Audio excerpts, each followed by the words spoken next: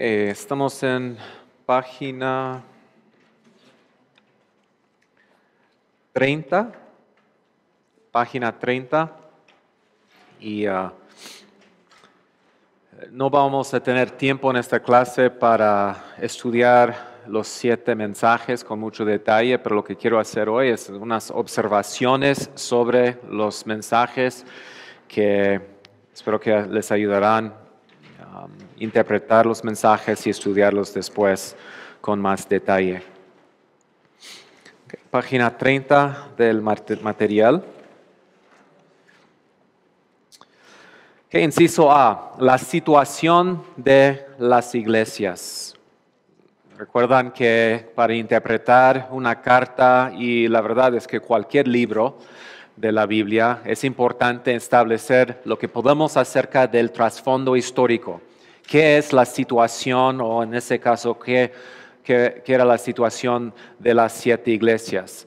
Entonces, en capítulos 2 y 3, donde tenemos mensajes personales para las 7 iglesias, podemos sacar mucha información acerca de su situación. Número 1, una lectura cuidadosa de los 7 mensajes nos ayuda a entender la situación de las iglesias. Entonces, ¿qué indican los mensajes acerca de la situación y la condición de las iglesias? ¿Qué son los peligros que se están enfrentando? ¿Qué es su situación? ¿Qué es su condición espiritual? O sea, cuando yo leo un libro como Filipenses o Primera de Pedro o Santiago, esos son los tipos de preguntas que estoy haciendo. ¿Qué es la situación de la iglesia? ¿Qué retos se estaban enfrentando? ¿Qué es su condición espiritual? ¿Qué fueron las preocupaciones del autor? ¿Por qué escribió el autor la carta? Entonces, cuando leo los 7 mensajes, puedo hacer las mismas preguntas. No vamos a leer todo, solo quiero notar cómo funciona. Por ejemplo, Éfeso. ¿Qué sabemos? O sea, si leemos el mensaje a la iglesia en Éfeso, ¿qué información podemos sacar acerca de la condición y la situación de la iglesia?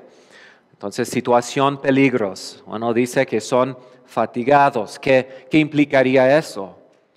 Pues que han estado trabajando. Recuerdan que el libro los llama a perseverar, pero entonces han estado perseverando, pero son fatigados. Dice que han enfrentado los falsos apóstoles, han sufrido por su nombre, versículo 3, han evitado las obras de los nicolaitas, entonces una enseñanza falsa. ¿Y qué es su condición espiritual? Bueno, dice que han perseverado y no desmayado, han rechazado a los falsos apóstoles, han dejado su primer amor. Entonces, hay muchos elogios, pero también hay problemas en la iglesia. Entonces, cuando leemos los 7 mensajes, podemos sacar información así. Otro ejemplo es Esmirna.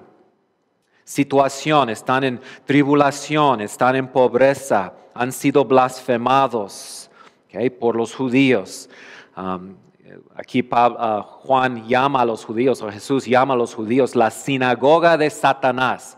Ellos que dicen que son judíos, pero no lo son. Entonces probablemente son las sinagogas judías en su ciudad, estaban blasfemando, hablando contra los cristianos, persiguiendo a los cristianos, y Jesús los llama la sinagoga de Satanás a esos judíos. Es como Pablo dice en Filipenses, nosotros somos la circuncisión, ellos son los perros, los físicamente son judíos, pero espiritualmente no lo son. Su condición espiritual, Jesús dice, son espiritualmente ricos. Entonces, físicamente, materialmente son pobres, pero espiritualmente son ricos. Otro ejemplo, inciso de Tiatira. ¿Qué es su situación? ¿Qué son peligros? Bueno, la enseñanza falsa, inmoralidad, idolatría de alguien llamada Jezabel, probablemente no es su nombre verdadero. Probablemente Jesús está tomando el nombre de esa mujer del Antiguo Testamento, la esposa de Acab, que se conocía como idólatra, como una mujer inmoral, para describir o una enseñanza o un personaje que estaba amenazando la iglesia. Tienen la falsa enseñanza de las cosas profundas de Satanás. Entonces parece que es una de las iglesias que había hecho acomodos a los ataques y a la presión en su ciudad de participar en la idolatría y también en la inmoralidad de su sociedad. Entonces están en una condición muy peligrosa. Su condición espiritual dice que son caracterizadas por el amor, fe, servicio y perseverancia y buenas obras. Entonces parece que no toda la iglesia está en la misma condición. Hay algunos que han hecho acomodos, pero no todos. Entonces es lo que dice versículos 20 al 23. Tienen algunos que toleran y participan en las obras de Jezabel y que siguen su enseñanza. Y Jesús dice palabras muy fuertes para esas personas. Okay. Entonces, la idea aquí es podemos leer esos mensajes y sacar un buen entendimiento de la condición general de las 7 iglesias. Entonces, cuando nosotros leemos las iglesias, o sea, mejor si predicamos esta sección en una serie de predicación expositiva, podemos ver aquí que con las 7 iglesias casi cubre el abanico de condiciones posibles en nuestras iglesias. La verdad es que probablemente nuestras iglesias, las iglesias a que nosotros asistimos, probablemente tienen características de varias de estas iglesias. Entonces es un ejercicio muy bueno para la iglesia estudiar esos mensajes. Y recuerdan lo que dijimos ayer. Este libro, estos mensajes, son mensajes personales de Jesús. ¿Para quién? Para su pueblo, para sus iglesias. Jesús quiere hablarnos. Jesús te quiere hablar. Jesús quiere hablar a tu iglesia a través de este libro. Entonces, en el contexto de esta situación, esos peligros, esas condiciones espirituales, Juan nos da este libro que nos llama a perseverar, nos llama a mantenernos fiel a Cristo, nos llama a separarnos de este mundo y de la seducción de nuestra cultura y de nuestra sociedad. ¿Okay? Y eso nos ayuda otra vez dejar de ver el libro como algo místico con muchos símbolos que no se puede entender. Es un libro sumamente pastoral. ¿Okay? Tiene un mensaje muy práctico para la iglesia hoy. Ok, vamos a seguir con inciso B, la estructura de los mensajes. La estructura de los mensajes. Es interesante que cada uno de los mensajes tiene una estructura muy específica. Tienen 6 elementos cada mensaje. Tengo en uno de los apéndices, no recuerdo cuál es, número 5, esta tabla, ¿okay? Y lo que tiene es las 7 iglesias y luego diferentes elementos, descripción de Jesús, elogio, crítica, etc. Entonces, uno de los proyectos que quería que hicieran es leer los 7 mensajes y escribir para cada iglesia cómo se describe Jesús, etc. Entonces, no tienen que hacer ese ejercicio porque hoy les voy a notar los elementos, pero el punto aquí es que hay una estructura específica para las iglesias. Entonces, cada uno empieza con una descripción de Jesús. ¿Okay? Cada uno empieza con una descripción de Jesús. ¿Okay? ¿Alguien tiene su Biblia abierta que puede leer 2:1, por ejemplo? Escribe el ángel de la iglesia en Éfeso, el que tiene las 7 estrellas en su diestra, el que anda en medio de los 7 candeleros de oro. Okay. Escribe a la iglesia y ¿qué dice? El que, y luego describe a Jesucristo. Ahora, las descripciones de Jesús es algo muy interesante y importante para entender los mensajes. Las descripciones de Jesús corresponden a la visión de capítulo 1. La persona introducida en capítulo 1 es la persona que habla a las iglesias. Recuerdan que tenemos una visión preliminar de Jesús en capítulo 1, versículos 9 al 20. ¿Y cómo funciona esa visión preliminar? ¿Recuerdan? Les dije que introduce, ¿qué? Los 7 mensajes. Ahora, en esa visión de Jesús, tenemos descripciones de Jesús. En cada mensaje empieza con una descripción de Jesús. ¿Y de dónde viene la descripción de Jesús en cada mensaje? De esa visión preliminar de capítulo 1. ¿Okay? Entonces, página 31. ¿Cómo se describe Cristo en 2.1? El que tiene las 7 estrellas en su mano derecha, aquel que anda entre los candelabros de oro. ¿Okay? ¿De dónde viene esa descripción? De la visión de capítulo 1. Recuerdan que Juan vio a Jesús que tenía las 7 estrellas en su mano y estaba entre los candelabros. ¿Okay? Esmirna, ¿cómo se describe Cristo en el mensaje a Esmirna? ¿Okay? El primero y el último, el que estuvo muerto y ya ha vuelto a la vida. ¿Okay? En capítulo 1, en la visión, Jesús se describe como el que es Él es que es eterno y que ha conquistado la muerte. Entonces, otra vez, ese personaje glorificado, ¿okay? Ese personaje es el que habla a las iglesias. ¿Okay? El que tiene, Pérgamo, el que tiene la espada aguda de 2 filos. ¿Qué dijo 1:16? Tenía una espada que salía de su boca aguda de 2 filos. El mensaje a Tiatira, el Hijo de Dios, el que tiene ojos como llama de fuego y sus pies son semejantes al bronce bruñido. ¿Okay? Otra vez, en capítulo 1 Jesús se describió así, tenía pies de bronce bruñido. Sardis, el que tiene los 7 espíritus de Dios y las 7 estrellas. Otra vez, capítulo 1 lo describe así. Filadelfia, ¿okay? El santo, el verdadero, el que tiene la llave de David, el que abre y nadie cierra, el que cierra y nadie abre. 1:18 dijo que él tiene la llave, las llaves para la muerte y para el Hades. ¿Okay? La Odisea, él es el amén, el testigo fiel, el verdadero, el principio de la creación de Dios. Otra vez, descripciones que vienen del mensaje de capítulo 1, la visión de Jesús.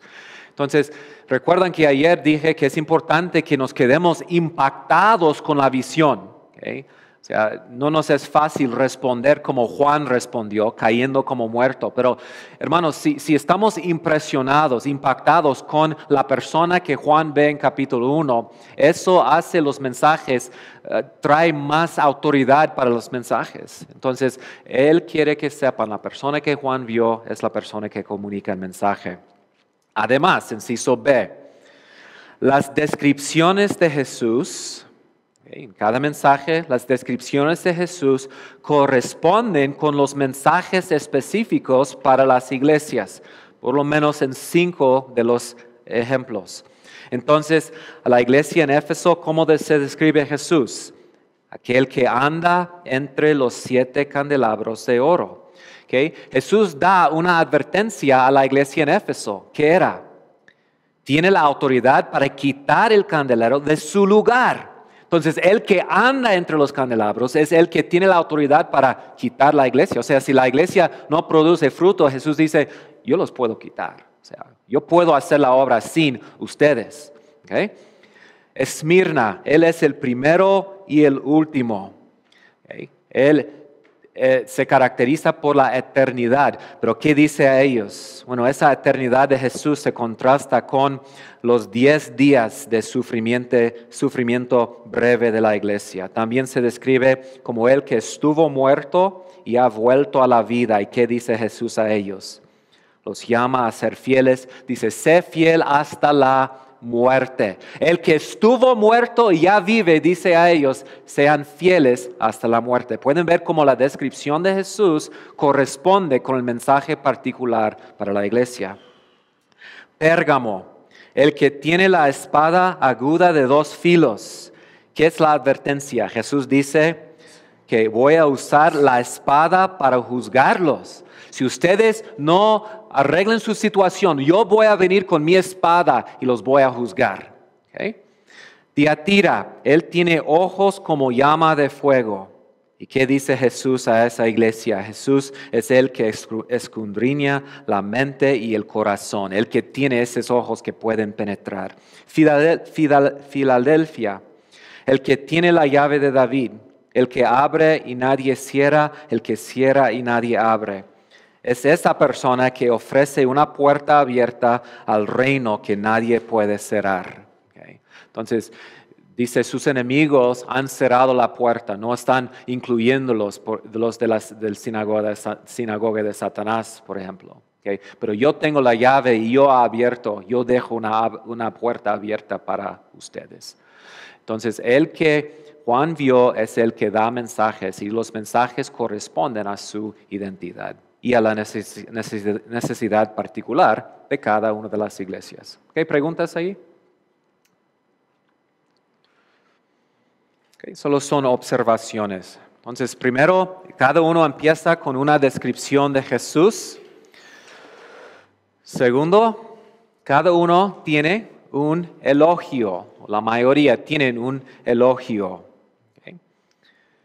La base de los elogios y las críticas es la omnisciencia de Jesús. Jesús dice a cada iglesia, yo conozco. ¿Qué conoce? Dice, yo conozco tus obras, yo conozco sus aflicciones y su condición, yo conozco tu situación. Él conoce su condición espiritual. ¿Cómo es que Él que habla puede darles elogio o criticarlos? Porque Él conoce, Él ve todo, es el que tiene ojos de fuego. Entonces, segundo es un elogio y eso implica la omnisciencia de Jesús. Entonces, aplica eso a tu propia vida. O sea, tú tienes tu propia vida personal, tu vida interior. ¿Okay? ¿Y qué diría Jesús a ti? Yo conozco. ¿Se recuerdan? Es Él que anda entre los candelabros. Él conoce a cada iglesia y cada individuo. Él conoce su situación, su sufrimiento, los retos que están enfrentando, su condición espiritual, sus aflicciones. Entonces Él dice a las iglesias que están haciendo bien, o los miembros de las iglesias que están obedeciendo, bien hecho. Sigue, ¿qué? Y también quería mencionar que dos de las iglesias, Sardis y la Odisea, no reciben elogio de Jesús. Es algo muy triste. Entonces, 5 de los 7 sí reciben elogio, 2 no. Luego sigue una crítica. Jesús ve algo en cada iglesia y la critica por esa deficiencia, esa debilidad. Pero 2 de las iglesias, Esmirna y Filadelfia, no reciben crítica de Jesús. ¿Okay? Entonces, descripción de Jesús, elogio, crítica, ¿qué sigue? En cada caso, una exhortación. ¿Okay? Una exhortación. En los mensajes, las exhortaciones los llama a corregir lo que está mal entre ellos, los llama a mantenerse fiel y aguantar, los llama a recordar lo que ha aprendido. Y la exhortación básica para las iglesias es arrepiéntense, ¿okay? Arrepiéntense. ¿Okay? O sea, si hay algo mal, ¿okay? Si hay una crítica para ustedes, hay que arrepentirse. ¿Okay? Luego sigue, después de la exhortación, una advertencia. ¿Okay? ¿Qué es la relación entre la exhortación y la advertencia? ¿Qué sería la conexión? Exhortación y luego advertencia, ¿para quién? Los que no escuchan la exhortación o no aplican la exhortación. Entonces, si no escuchan mi exhortación, hay una advertencia. Entonces, dice lo que va a pasar si no se arrepienten. Por ejemplo, en la iglesia en Éfeso, si no se arrepienten, ¿qué va a pasar? Voy a venir y quitar su candelabro de su lugar. ¿Okay? Luego termina con una promesa. ¿Okay? Entonces aquí es donde viene esa exhortación. Al que venciere. ¿Okay? ¿Y qué significa vencer según la clase ayer? En el contexto de Apocalipsis, ¿qué es vencer? ¿Cómo? ¿Okay? Mantenerse fiel, perseverar hasta la muerte. Entonces Jesús dice al que venciere y luego da una promesa. Algo interesante es que cada promesa que termina cada uno de los 7 mensajes viene de un lugar muy específico en el libro de Apocalipsis. Viene de capítulos 21 y 22. ¿Qué es lo que tenemos en 21 y 22? Es la nueva creación, nuevo Jerusalén, el estado eterno. Entonces ahí tenemos muchas promesas en capítulos 21 y 22. Los mensajes para las iglesias, cada uno termina con una promesa que viene de capítulo 21 y 22. Entonces, ¿qué es la promesa para Éfeso? Comerán del árbol de la vida. Okay. Según 22:2 va a haber en el huerto de la Nueva Jerusalén un árbol de vida. Okay. Esmirna dice que no sufrirán daño alguno de la segunda muerte. Okay. Se menciona también en los últimos capítulos. Pérgamo, una piedrecita blanca y la estrella de la mañana. Tiatira, que es la promesa, reinarán sobre las naciones con vara de hierro. Igual como Jesús reinará, ellos también reinarán.